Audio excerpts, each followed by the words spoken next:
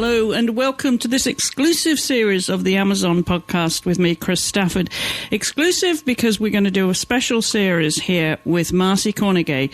If any of you listened to a previous show that we did recently, Marci and I did a very long bike ride, but this was all good preparation for her to take on her next hike, which is the Pacific Crest Trail, which she began just over a week ago.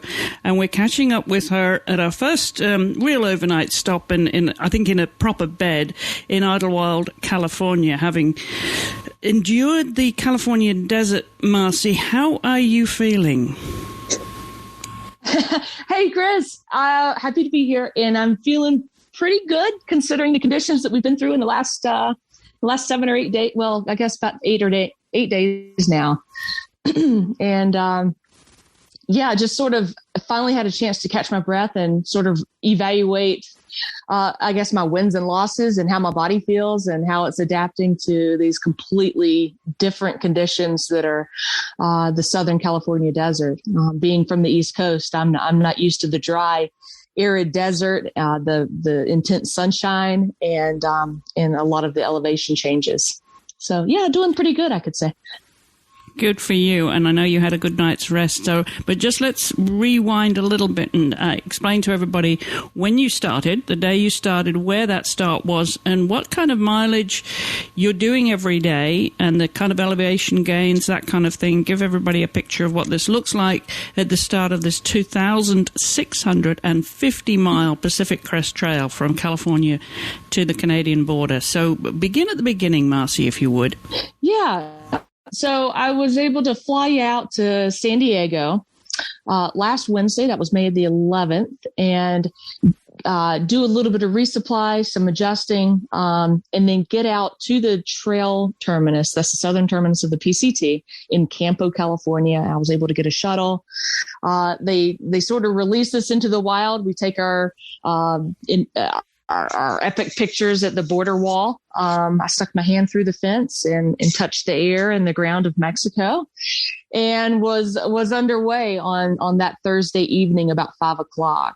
Out here in California right now, it starts getting dark about 8 o'clock. So I know that I wanted to be able to get to a campsite as soon as possible and not spend my first night hiking until I got kind of used to the trail conditions and things like that. So I hiked out about 7 miles on my first day.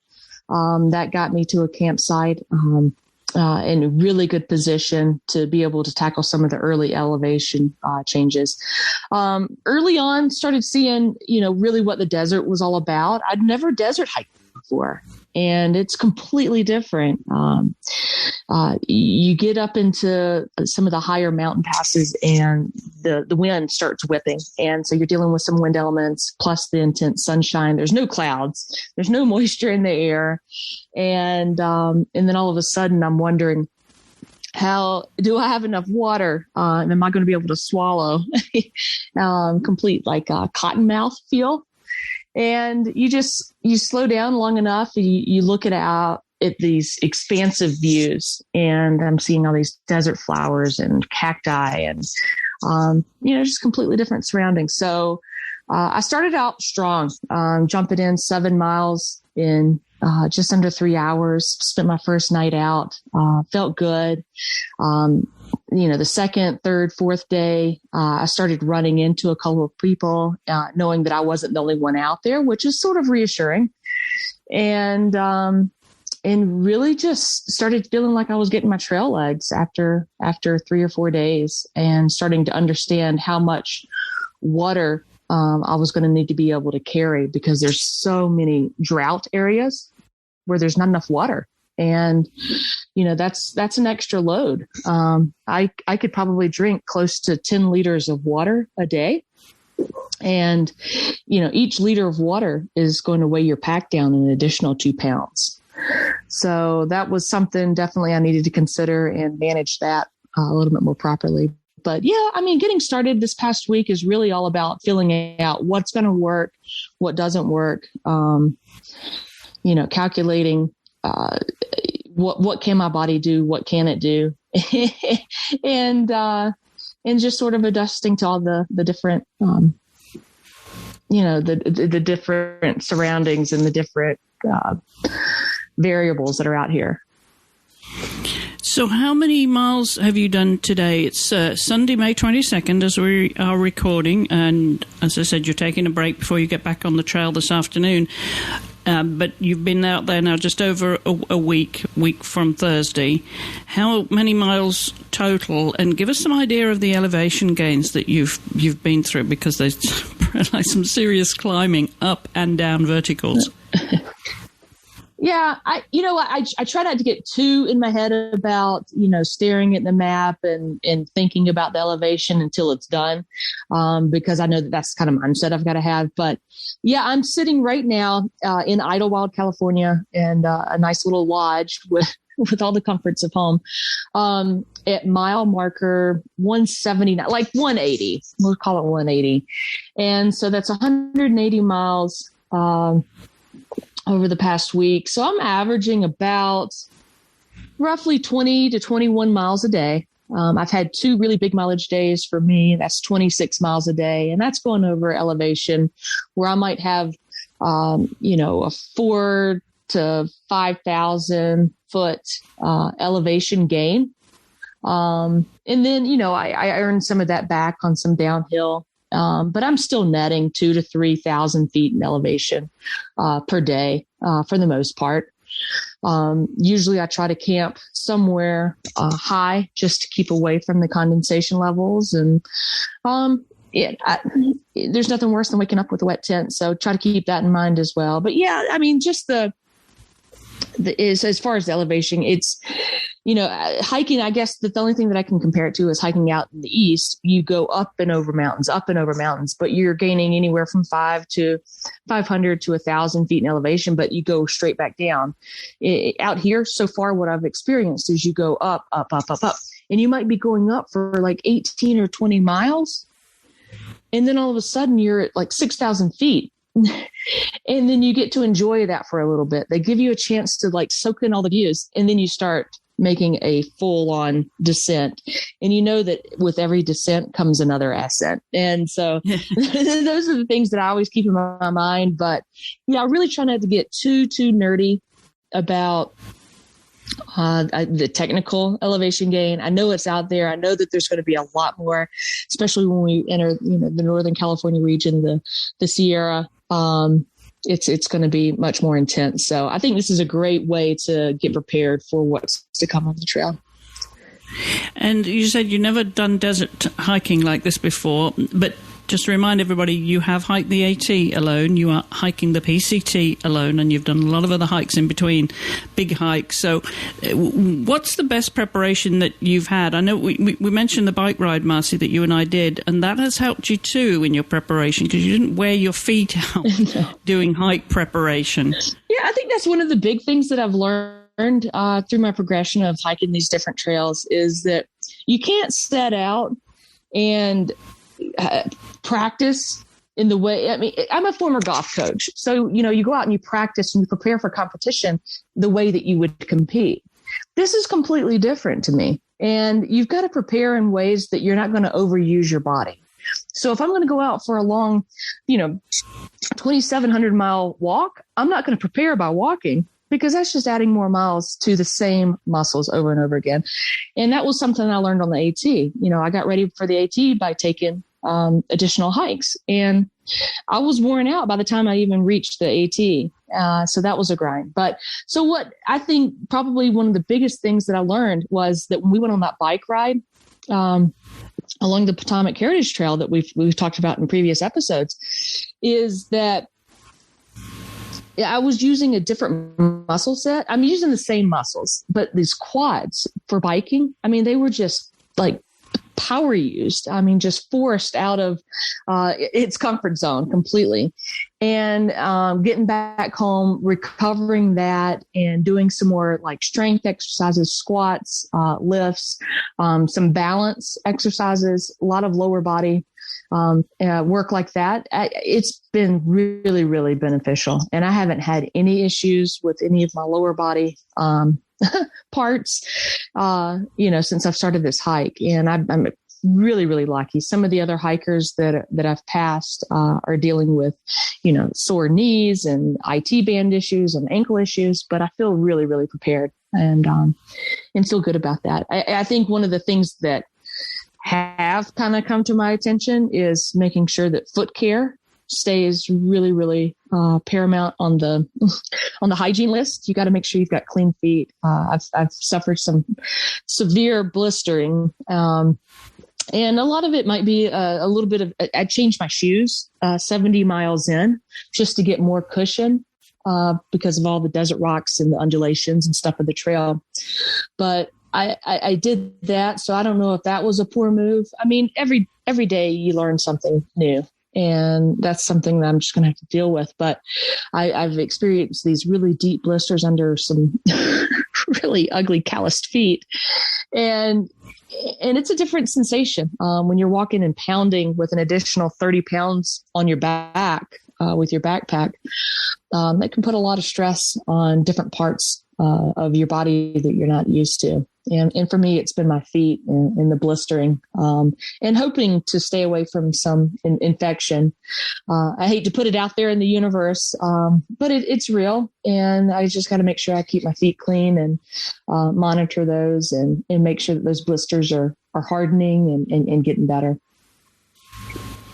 Now, let's talk a little bit more about the hydration, because that's super important, knowing how much water you need to carry, enough but not too much, but also the nutrition and the essential nutrition that you need, which may be different to what you were training with, preparing for. Talk a little bit about that and how your body has adjusted, because we know the body behaves differently when it's, the difference between training and actually doing the hike or the bike ride. So talk us through that, Marci, and how your experiences have been and how you've had to adjust. Yeah, I thought that I could just hit the ground running and everything would be fun, and I could, sip my water along the way. And then I'm completely fooled. Everything I thought that I knew about what I was going to be getting into, I've learned. I'm completely wrong, and I've got to reconfigure the way I think about things. I know that hydration is really, really important the day before. So what I do today is really going to be more effective 6 to 12 hours down the line. So if I can chug tons of water today, that's going to be beneficial whenever I start hiking out later on this afternoon and into the morning. I've been fortunate that I have been able to hydrate and drink enough, knowing that I would be in that situation. I didn't want to get to the point where heat exhaustion or dehydration was going to be an issue. That's just a bad feeling if you've ever felt that. And then it's amplified when you're by yourself in the middle of nowhere on a desert floor, and it feels like 95 degrees out there. And so I knew that I wanted to stay away from that. So I've been doing nothing but drinking plenty of water, using a lot of electrolytes at different times during the day, just sipping on that, and then also having as much water as I can. In the desert, there's water sources, but they're not natural water sources. Some of them are pumped springs that go through like a cow trough. So you're drinking the same water that comes from a cow trough, and thank goodness for filtering, mechanisms and things like that.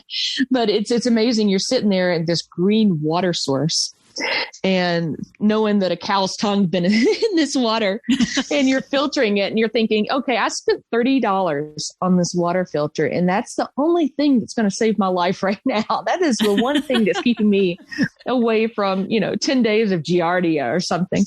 And in a complete disaster, you just don't want to deal with any bad water. But yeah, I mean, you filter and then you just chug as much water as you can possibly chug.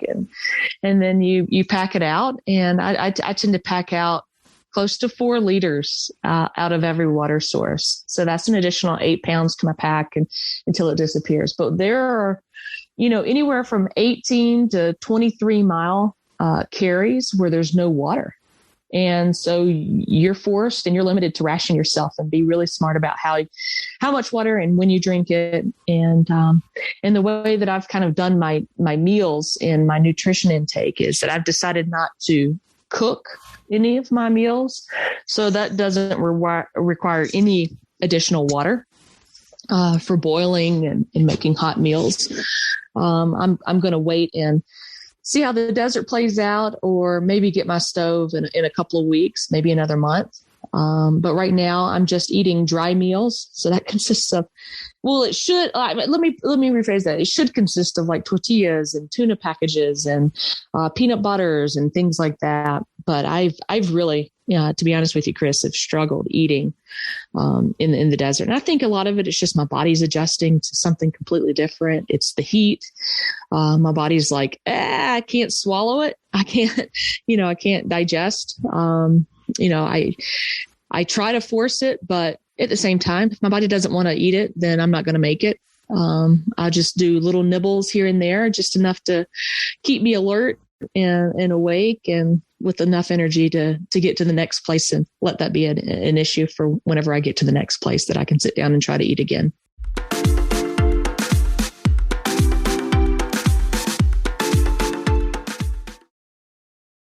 And of course, your daily routine is different, adjusting for the heat. And you told me that you're getting up at 4 a.m. and getting out on the trail within 30 minutes so that you can get some miles done before you have a little bit of a siesta and then go back out until it gets dark. Talk a little bit about what that looks like, Mars. I mean, because obviously it's different every day, but how's your body adjusting to that? Yeah, I quite like it. It's not so bad. It's a great way to break up the day. So yeah, it's a typical day. I'm starting to get into a routine where it's pretty standard practice right now for me to set the alarm for 4 a.m. I'm really quick with my routine in the morning. I've got my tent and my sleeping bag and my air mattress and all these things that I got to do in the morning. So, I get that all cleaned up, and I'm on trail by 4:30. And that whole time that I'm doing all my chores, I'm trying to drink as much water as I can, knowing that I've still got to ration my water until the next water source. But once I get on trail, that's the coolest time to hike is early morning. And that's just as the sun's starting to come up around 5 a.m.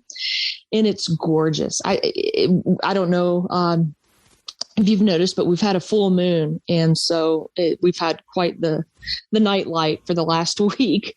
And the moon is starting to fade now. But, waking up to moonlight and being able to hike out in the dark and then watch the sun come up, it's incredible. There's a lot of time for gratitude. I think about all the things that I'm so grateful for. My body's being able to do this. I'm able to appreciate it. I want to do it. I love the challenge. All those types of things, they enter and flood my mind and kind of set me up for a good day. And then pretty regularly, I'm learning that as soon as the sun starts getting through the haze, 9:30, 10 o'clock in the morning, it's hot. It's brutal. And it feels like noon.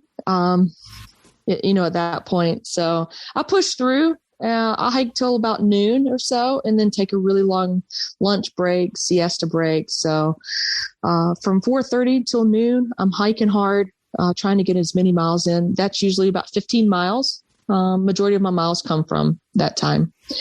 And then sort of do my best to find as much shade or shelter in the desert. Sometimes it can be a little difficult. Sometimes it might just be behind a cactus, keeping an eye out for rattlesnakes. But that lasts for a couple of hours just to relax. And then I'll hit the trail again about 4 o'clock in the afternoon. And that gives me another 4 to 5 hours of more hiking. And then, try to plan out the elevation where I sort of split it up a little bit, if the best I can, and then roll into camp, usually right around 7:30 to 8 o'clock when the sun starts going down. Now, this past week, I've hiked a couple of really big mileage days, so that's left me night hiking where I didn't get into camp until about 9:30 or 10, where it's completely pitch dark with nothing but stars out. It's gorgeous, but it does make setting up camp just a little bit more difficult. Yeah, I can imagine. And presumably you can fall asleep pretty quickly, can you, when you get to that point in the day, because you've done so much. I mean, you've had such a long day. Yeah, that'd be the expectation. But yeah, I have a hard time.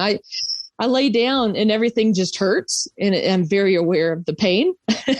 and after sometimes a little bit of help with some melatonin or like a Advil PM, something, ibuprofen PM component, I'm able to fall asleep, and very aware of every time I turn over, laying on these air mattresses. It's like laying on a potato chip bag.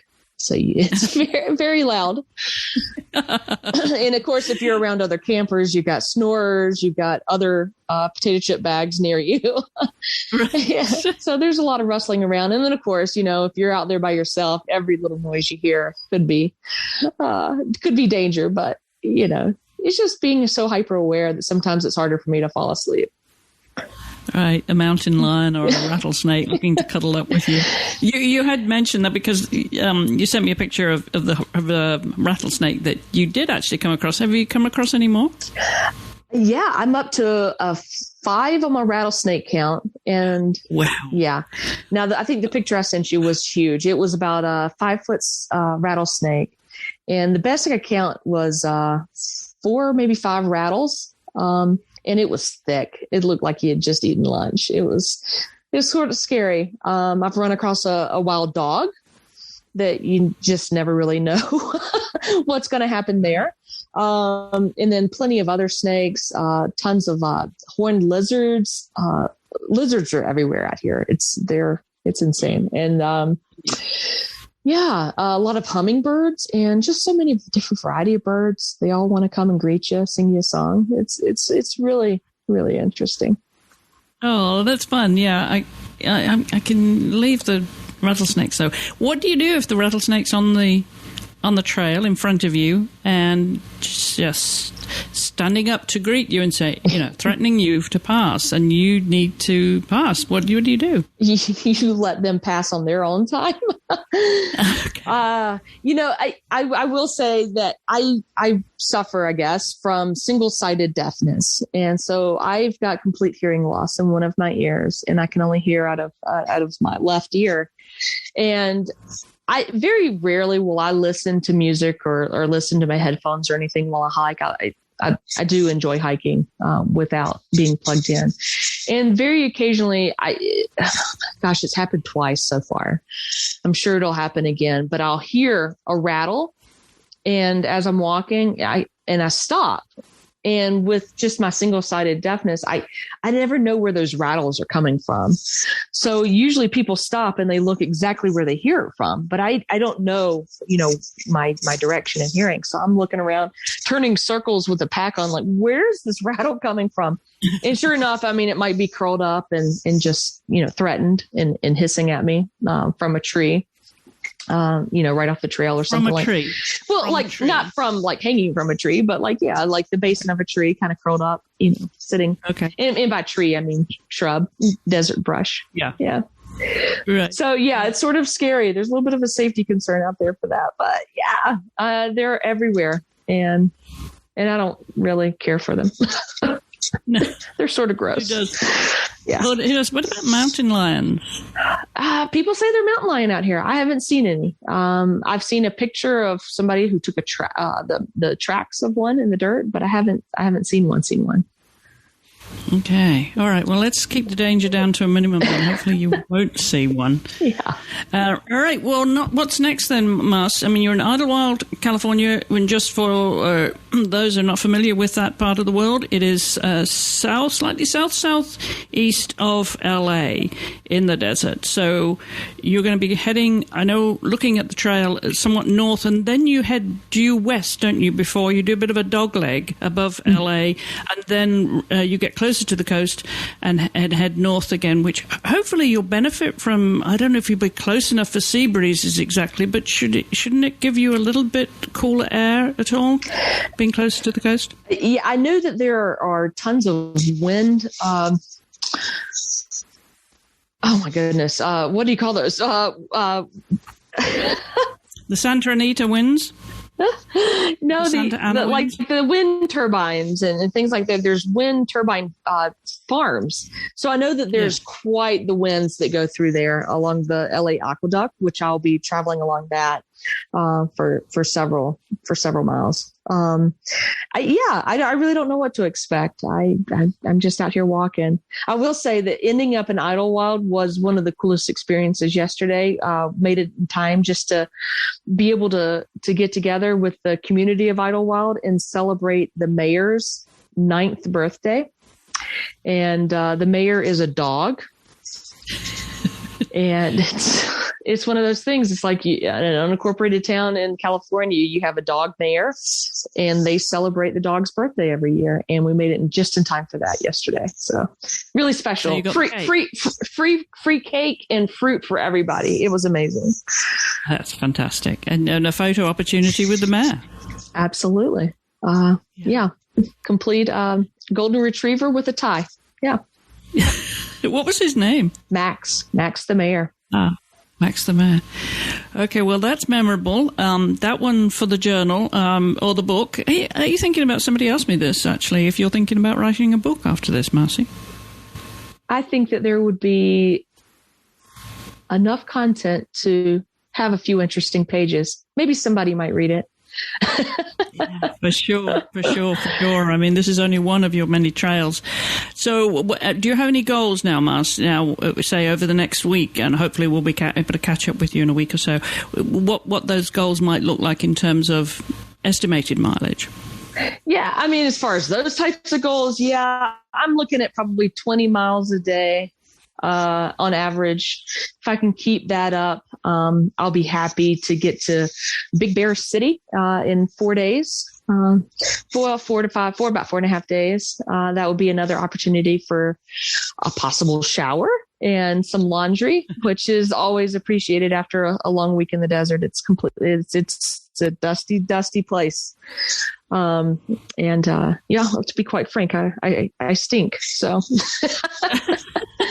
I've worked hard. I need a shower. But they are few and far between, but much appreciated when they do happen. So that would be my mileage goals. And then I think some personal goals is for me to slow down long enough and really enjoy being out there. I feel like it's such a job sometimes, to get up and you hike. And you have to get to where you need to be at night in order to feel like you've made a successful mileage day. And I hope that I'm going to be able to, as I get stronger, and a better hiker, and maintaining my breathing and things like that I'll enjoy being out there a lot more, and it'd be less like a job. I'll be able to see the views and just have some thoughts and complete sentences, instead of just chaos in my head all the time. So I think, I think that'll be really good for me, to really put it all together and enjoy myself. Yeah, well, I hope you do. And what an adventure it is, Marci. And I think if we can catch up with you in about a week's time, something like that, obviously depends where you are, but you'll be stopping for another shower and a good night's rest and refuel and replenish your stocks and so on, and stay sound, my friend. I mean, that's important, right? You've got to stay fit and healthy, and hopefully the feet will take the strain. That's the plan, my friend. Just one step at a time. The greatest journeys start with a single footstep. So here we are. Yeah. There you are. Well, proud of you as always, my friend. And you take care out there. We'll catch up with you just down the trail, right? And continue the story. Let's do it. Thanks, Chris. Appreciate you.